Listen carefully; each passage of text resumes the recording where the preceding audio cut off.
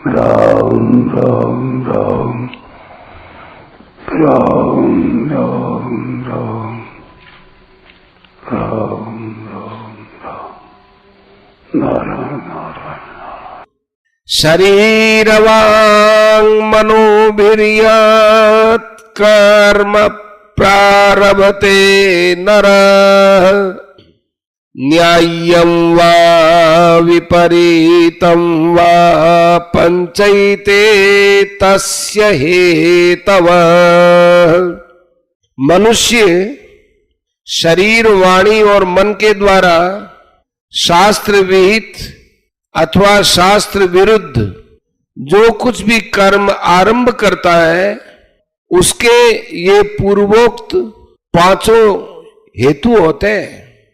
व्याख्या: शरीर वांग मनोभिर्यत् कर्म प्रारभते नरः न्याय्यं वा विपरीतं वा पंचैते तस्य हेतवः। अभी पीछे के 14वें श्लोक में कर्मों के होने में जो अधिष्ठान आदि 5 हेतु बताए गए हैं वे पांचों हेतु इन पदों में आ जाते हैं।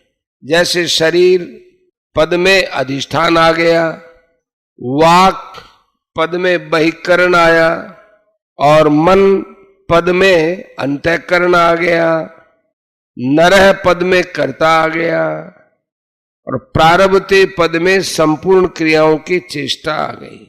अब रही दैव की बात। यह दैव अर्थात संस्कार अंतःकरण में ही रहता है, परंतु इसका स्पष्ट रीति से पता नहीं लगता। उसका पता तो उससे उत्पन्न होने वाली वृत्तियों से और उसके अनुसार किए हुए कर्मों से ही लगता है।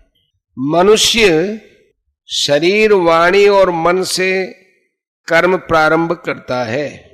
कहीं शरीर की प्रधानता से, कहीं वाणी की प्रधानता से और कहीं मन की प्रधानता से जो कर्म करता है वह चाहे न्याय माने शास्त्र विहित हो, चाहे विपरीत माने शास्त्र विरुद्ध हो, उसमें ये पिछले श्लोक में बताए हुए 5 हेतु बनते हैं।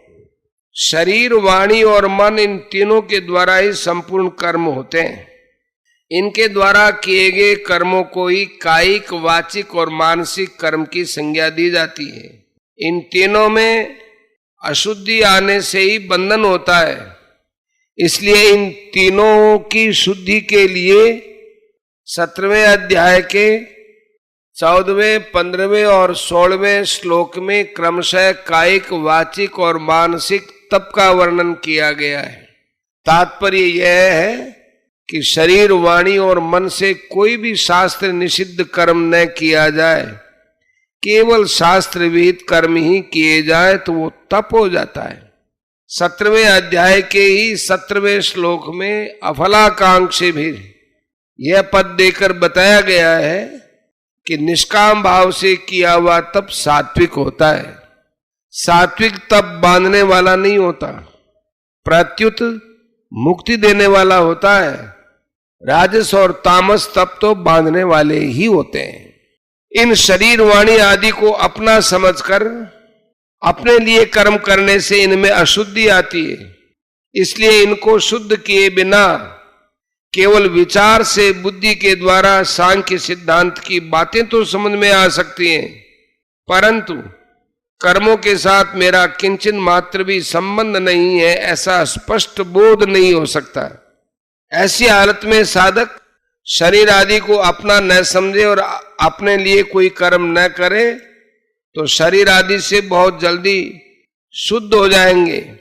अतः चाहे कर्मियों की दृष्टि से इनको शुद्ध करके इनसे संबंध तोड़ लें, चाहे सांख्यों की दृष्टि से प्रबल विवेक के द्वारा इनसे संबंध तोड़ लें, दोनों ही साधनों में प्रकृति और प्रकृति के कार्यों के साथ अपने माने हुए संबंध का विच्छेद हो जाता है और वास्तविक तत्व का अनुभव हो जाता है। जिस समष्टि शक्ति से संसार मात्र की क्रिया होती है, उसी समष्टि शक्ति से व्यष्टि शरीर की क्रियाएं भी स्वाभाविक होती हैं। विवेक को महत्व न देने के कारण स्वयं उन क्रियाओं में से खाना पीना, उठना बैठना, सोना जागना आदि जिन क्रियाओं का कर्ता अपने को मान लेता है वहां कर्म संग्रह होता है, अर्थात वे क्रियाएं बांधने वाली हो जाती हैं। परंतु जहां स्वयं अपने को कर्ता नहीं मानता वहां कर्म संग्रह नहीं होता, वहां तो केवल क्रिया मात्र होती है। इसलिए वे क्रियाएं फलोत्पादक अर्थात बांधने वाली नहीं होती। जैसे बचपन से जवान होना, श्वास का आना जाना, भोजन का पाचन होना तथा रस आदि बन जाना आदि क्रियाएं बिना कर्तृत्वाभिमान के प्रकृति के द्वारा स्वतः स्वाभाविक होती हैं और इनका कोई कर्म संग्रह अर्थात पाप पुण्य नहीं होता। ऐसे ही कर्तृत्वाभिमान न रहने पर सभी क्रियाएं प्रकृति के द्वारा ही होती हैं, ऐसा स्पष्ट अनुभव हो जाता है। परिशिष्ट भाव, मन में राग द्वेष हर्ष शोक आदि होना मानसिक कर्म है। न्यायम पद का अर्थ है सात्विक कर्म, शास्त्र विहित कर्म अथवा शुभ कर्म। विपरीतम पद का अर्थ है राजस तामस कर्म, शास्त्र निषिद्ध कर्म अथवा अशुभ कर्म। न्यायम व विपरीतम व पदों का तात्पर्य मात्र कर्म।